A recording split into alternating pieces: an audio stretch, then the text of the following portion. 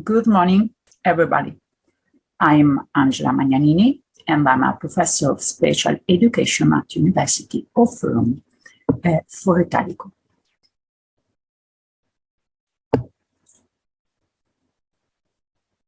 My speech today will be based on the approach of special education, which actually represents the crossing point of the complex relationship between sport and inclusion in education. We'll be talking about sport and inclusion, involving also the topic of disabilities. I will try to show you how inclusion can actually be defined as real only when all products, features, and situations are really inclusive. This will be pretty evident if we focus on the world of sport.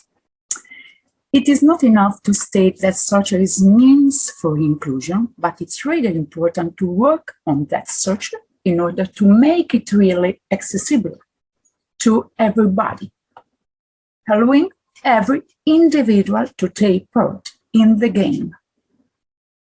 So, how can we do that? There may be several different routes to be taken, and we should be able to recognize them only once we try to work through them.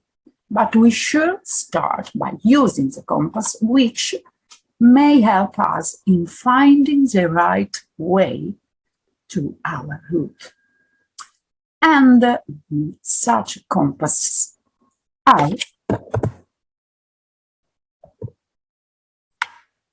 is important to highlight this. The Universal Declaration of Human Rights. And this document is important to highlight that everyone has the right to education. But there are other important documents, like Convention on the Right of Persons with Disabilities and Salamanca Statement. In this document, it is important to highlight that every state must to adopt political strategies aimed at promoting development of inclusive education, thus including all children in normal schools, and extending the concept of school inclusion to special educational needs. So, inclusive education means that all students are accepted by the schools in their own area, and they can attend regular classes according to their age. Students are then supported in order to learn and take part in every aspect of the school life. Inclusive education concerns the way in which we develop and design the school rooms, programs, activities, in order to allow all students to learn and participate together. Well, the word inclusion used to refer to social inclusion. It refers to an inclusive society which offers an inclusive and equitable educational system.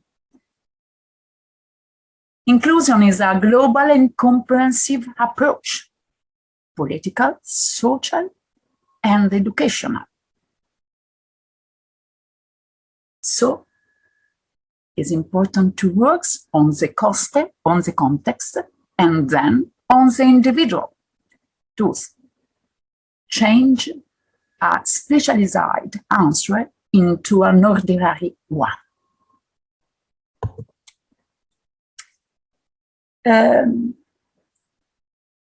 During the 70s in the 20th century, Italy decided to adopt a fully inclusive education, thus overcoming special and differential classes in the name of a school open to everybody. And the principle of inclusion is based on the value of alterity, on the guarantee to actively and fully take part in all communitarian activities with a networking approach through an accessible and universal project. In this direction, inclusion, from the verb to include, becomes a meaningful horizon and a route to take. So, the concept of inclusion refers to a complex cross-cutting and universal process, which builds the society ab imis. It becomes, in this way, the principle, the means, and the goal for everybody, for every educational path, for everybody, and for each single individual.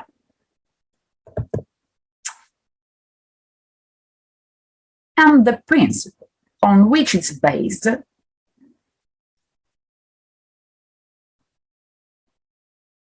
like alterity, diversity is for everybody, and it becomes a normal condition within the school and the schoolroom. And a route to be taken to achieve the success for everybody. These principles, relying on the concept of disability, is stabilized by international classification of disability, that's considering it as a particular health condition as a result of the interaction between corporal structures and personal and environment elements.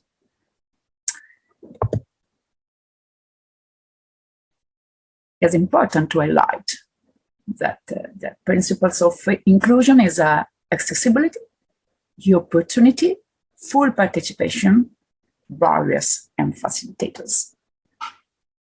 And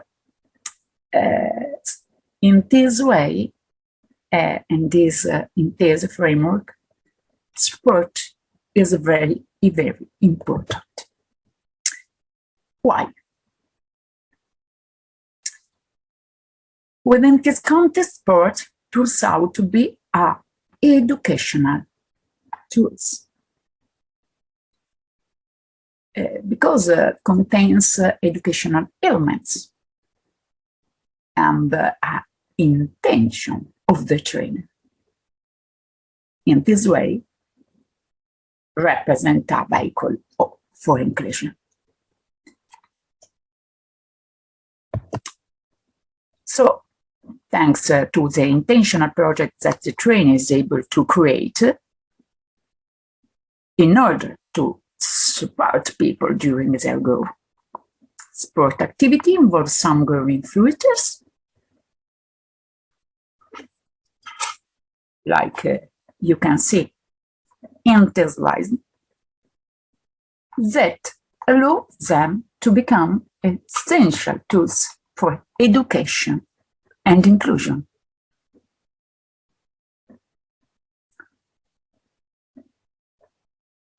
There is another important question. Can we really say that sport is for everybody? At the beginning, during the 40th in the 20th century, sport was considered as a therapy for disabled people, as a sort of psychopsychological and physical rehabilitation.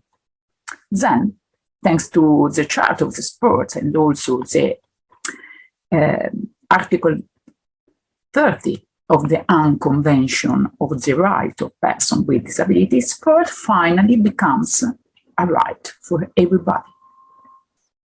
And the unconvention confirms its ordinary approach. In fact, the aim is to encourage and promote the participation in mainstreaming sporting activities at all levels. So it's important to highlight this concept. Well,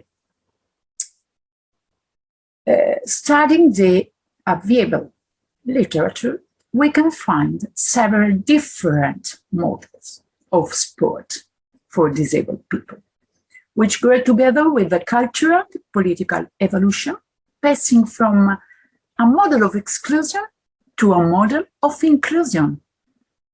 In a separatic logic, there are special sport, turbo, for example, or adaptive sport, for example, wheelchair basketball. On the other hand, there is integrated sport, for example, basking, inclusive basketball. That is sport designed in rules, space, and rules to participate together every level of disability and normality. The integrated sport is the result of a special Italian pedagogical research carried out within the school context, matching sport with the concept of inclusion. This is like saying that if we really want sport to be an inclusive model, the sport itself shall be true as being inclusive. Understanding differences means being able to choose what to do. Overcoming obstacles made by prejudice and physical accessibility means being able to design in an inclusive way. It means being aware that particularities and differences are inside and not outside the practice to be implemented. And on the basis of such premises, I'd like to introduce the concept of basking, inclusive basketball, which is an Italian sport discipline with the rules, codified rules, abilities, not diagnosis. Players play altogether with equal opportunities. The game of basking is based on three main principles: accessibility, equal opportunity, and active participation. These elements are guaranteed by the change within the playing field, double baskets, diversified rules, and rules which are specifically designed not on the basis of a diagnostic, but on real motor ability. This game provides three levels of inclusion: people with different disabilities, people with or without disability, men and women that play in the same game. And in order to better understand that, what I'm talking about, it may be easier to see it. And so you can see the basket in this YouTube video, and You can read in the files that you will find the regulation of basking and are available for any curiosity. Writing to my mail address, angela.magnanini@uniroma4.it. Thank you for your kind attention. In the second part, I will now discuss some useful educational strategies for group management in integrated sport. Specifically, we talk about 7 essential tips for effective group management. The first is create routines for entering the gym or outside play area, getting out equipment, beginning games, putting equipment away, and exhausting class. Once students know that what to expect, they will be able to channel their excitement and the energy into meaningful action. And people with autism are in absolute need of routines. Learn your students' or athletes' names. This is the singular most important tactic in ensuring an efficient group. Educators who take the time to learn the names of all students can provide timely feedback, positive or corrective, as needed from across the gym, and often stop of task behavior before it involves other students. Back to wall. When teaching, circulate around the gym with your back to the wall. This allows you to always face the students or athletes and stop off-task behavior as it is getting started. Turning your back on students might encourage students to engage in off-task behaviors. Is important. Proximity control. Educators who are successful with group management are constantly moving. If as a result of scanning the group, the educator sees behavior that is detrimental to the learning environment, the educator can move within shoes and close proximity to the perpetrators, and undesirable behavior will often increase. It's important, the 5-point, verbal positive reinforcement. I like the way Susie and Mark work to put away their equipment. Susie and Mark, please put the equipment away again so we can all watch. Positively pinpointing students or athletes, reinforcing the student athletes who are on task, and encourage students who are off task to do what is asked. Consequence for behavior. Having consequences clearly posted next to the gym rules and consistently enforcing them is a strong step for encouraging student athletes to take responsibility for their own actions. If you do this, then this will happen.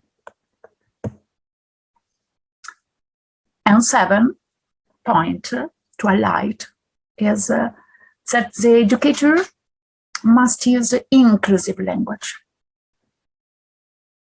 Persons with disabilities, not handicapped. And use simple, clear, and positive rules. This is an example. Language shift in inclusive education. So you can see to students, all students, dyslexic student, student with dyslexia, dear students, all students, my Down syndrome student, Tamara, student's name. If you use a correct language, you can change the word in inclusive way. Now, at the end of my presentation, you can watch this video on a useful and innovative strategy. Good work to all students, and thank you very much for your attention. See you.